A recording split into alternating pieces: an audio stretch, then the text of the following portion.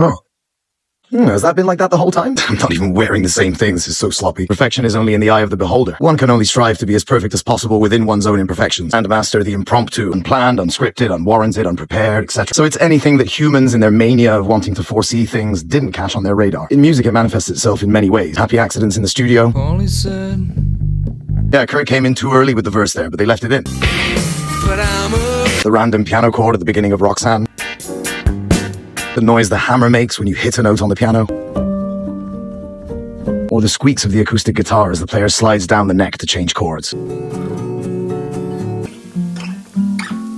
also in live performances, like when Ella Fitzgerald forgot an entire chorus and verse from her song Mack the Knife, so she goes with it and scats or vibes playfully until the end of the track. The next chorus. Including a nice little impression of her pal Louis Armstrong. It was so compelling that she won the Grammy for Best Vocal Performance that year. So no wonder this natural erratic turmoil inspires all realization of our own lack of control. Some artists have entirely embraced this rawness. Listen to the exaggerated, jagged compression and deadpan bass frequencies on some of these. Or the over-the-top saturation and tape warmth in this.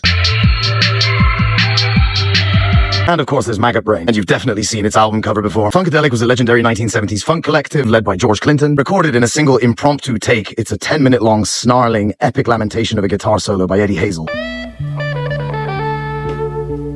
The band packed in the studio, LSD in the air. Clinton asks Hazel to play a solo as if he just found out his mother had died. When he rapidly understood the power of Hazel's guitar solo, he faded everyone else out, leaving a void all around it. Tricky in all of his album Max and K. The music is struggled into being, quite literally. Captain Beefheart and the famous album Trout Mask Replica.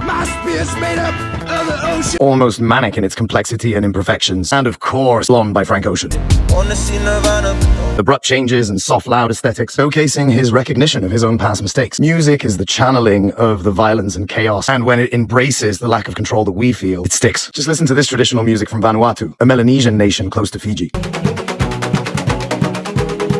Try finding a consistent tempo with that on a CDJ, but it's so striking. Big dose of life in your face. Of course, there's also Gamelan in Indonesia, incredibly unique in its rhythmic patterns.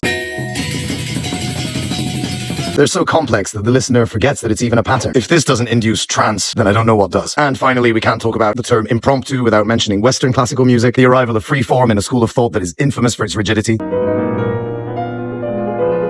Hits a lot harder than Wagner or Bach, in my opinion. So there you have it. In any creative or life project in general, just marvel as your untouched creative vision collides with the world's unpredictable events and inevitably changes. Our tools become increasingly better at hiding it, but sometimes it's best not to.